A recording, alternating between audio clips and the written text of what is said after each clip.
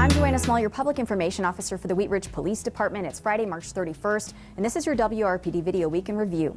Here's a summary of some of the most notable calls your Wheat Ridge patrol officers responded to over this past week or so, as well as some cases detectives could really use your eyes on.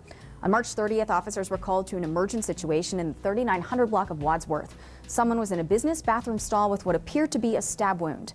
When we arrived, we did determine that the individual had stabbed himself, and he was immediately transported to the hospital where, fortunately, he is expected to survive. On March 29th, a woman called 911 to report that she had been attacked by gang members in a Wheat Ridge park and that they had fired a gun at her. When officers contacted the alleged victim, they found her to be heavily intoxicated. She admitted to making up that story. As a result, she was issued a summons for false reporting and taken to the hospital for a detox hold. On March 28th, officers were dispatched to the 7-Eleven in the 5000 block of Kipling Street for what was originally a welfare check. When officers arrived, they found a man passed out behind the wheel of a vehicle with that vehicle still running. There was drug residue visible in the cup holders between the two front seats. Officers opened the driver's side door of the vehicle, roused the driver, and took him into custody for suspicion of DUI. When they ran the suspect's name through law enforcement databases, it was also determined he had a no-bond warrant for dangerous drugs out of Denver County. Inside the vehicle, officers located suspected fentanyl pills, as well as credit cards that did not belong to the suspect and a drug prescription in someone else's name. The suspect is now facing DUI, drugs, obstruction, and unlawful possession of a controlled substance charges. He was jailed on the felony warrant. Also, on March 28th, officers conducted a traffic stop on a vehicle with a registration that expired in September of last year. When officers contacted the driver, he provided two different names, neither of which was actually his. Once the driver provided his real name, it was determined he had an active warrant for his arrest out of Lakewood. He was found to be in possession of identification documents that were not his as well. He was jailed on his outstanding warrant, and the driver now faces false reporting and criminal possession of an identification document charges.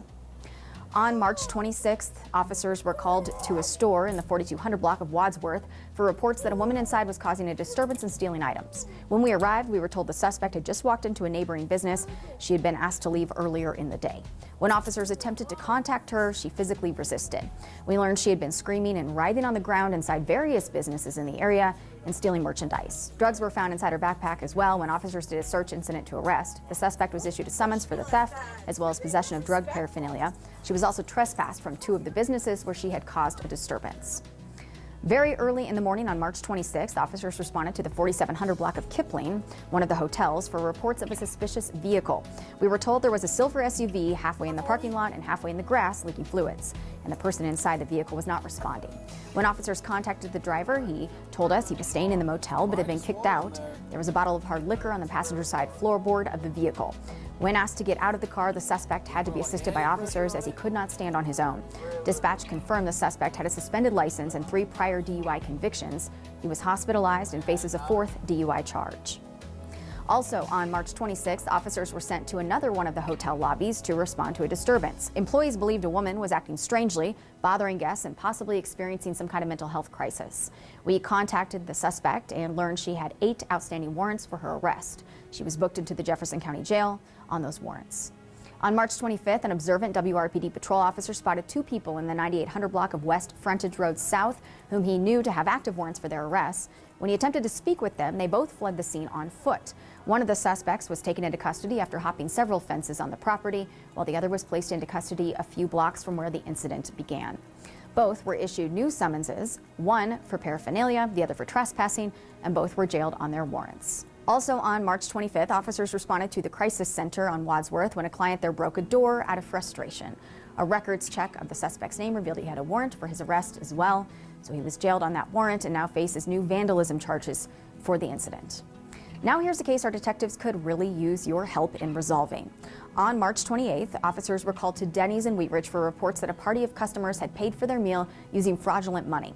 When officers arrived, the workers provided this counterfeit cash, 2 $20 bills, and a $50 bill. They told us the people left the restaurant in a blue Dodge Ram truck, the one pictured here. The license plate is DSFX93. That plate is actually registered to a different vehicle.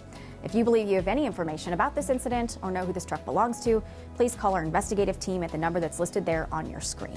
We also wanted to highlight one call in which we posted about already this week on social media. This past Tuesday, officers were called to the 7-Eleven on Kipling when a man was reportedly swinging a sword and threatening customers. Our first officer to arrive on scene was able to successfully successfully de-escalate the situation, convincing the man to drop what turned out to be a large metal pipe in 1 minute and 40 seconds. The suspect was then taken into custody on a warrant and for new disorderly conduct charges. Excellent work, Officer Finken. In between your calls for service, our officers proactively patrolled areas of our city that we know to be a little bit higher in crime, contacting people for lesser offenses like trespassing and often making arrests on warrants, drugs and/or drug paraphernalia. Our patrol officers alone, that excludes our crash and traffic team, also wrote approximately 20 citations for dangerous driving behavior. We also recovered 5 stolen vehicles. That's all for now. We'll see you next time. And remember, if you need us, we are always just minutes away.